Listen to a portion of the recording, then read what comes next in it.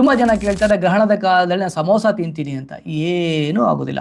ಸೂರ್ಯನಿಗೂ ಏನೂ ಆಗೋದಿಲ್ಲ ನೀವು ಊಟ ಮಾಡಿದ್ರೆ, ಚಂದ್ರನಿಗೂ ಏನೂ ಆಗೋದಿಲ್ಲ, ರಾಹುಗೂ ಏನೂ ಆಗೋದಿಲ್ಲ, ಕೇತುಗೂ ಏನೂ ಆಗೋದಿಲ್ಲ, ನಮಗೂ ಏನೂ ಆಗೋದಿಲ್ಲ, ಪ್ರಪಂಚಕ್ಕೂ ಏನೂ ಆಗೋದಿಲ್ಲ. ಈಗ ಈ ನಿಯಮಗಳು ಇವೆಲ್ಲ ಇರೋದು ಯಾರಿಗೆ ಗೊತ್ತುಂಟಾ? ಯಾರು ಅನುಷ್ಠಾನ ಮಾಡ್ತಾರೆ, ಸಾಧನಾ ಬದುಕಲ್ಲಿ ಮುಂದುವರಿತಾರೆ ಅವ್ರಿಗೆ ಮಾತ್ರ.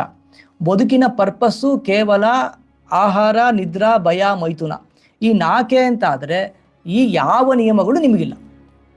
ಈಗ ಪ್ರಾಣಿಗಳಿವೆ, ಅವಕ್ಕೆ ನಿಯಮ ಇದೆಯಾ? ಯಾವ ನಿಯಮವೂ ಇಲ್ಲ. ಹಾಗೆ ಯಾರು ಬದುಕಿನ ಪರ್ಪಸ್ಸೇ ಊಟ ಮಾಡೋದು, ನಾಳೆ ಬಗ್ಗೆ ಭಯ ಪಡೋದು, ಬಿಟ್ಟೋಗೋ ಸಂಪತ್ತನ್ನು ದುಡಿಯೋದು ಇನ್ಸೆಕ್ಯೂರಿಟಿಯಿಂದ, ಮತ್ತು ಮೈಥುನದ ಸುಖ.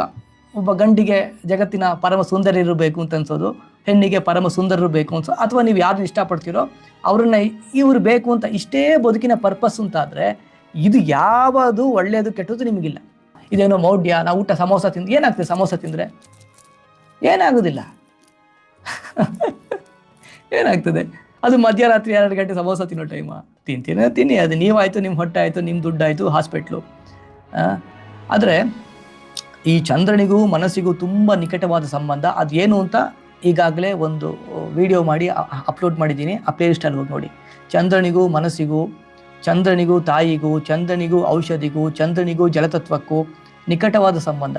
ಯಾರ ಬದುಕು ಚೆನ್ನಾಗಿರ್ತದೆ ಗೊತ್ತುಂಟಾ? ಯಾರ ಮನಸ್ಸು ಚೆನ್ನಾಗಿರ್ತದಲ್ಲ ಅವನ ಬದುಕು ಚೆನ್ನಾಗಿರ್ತದೆ.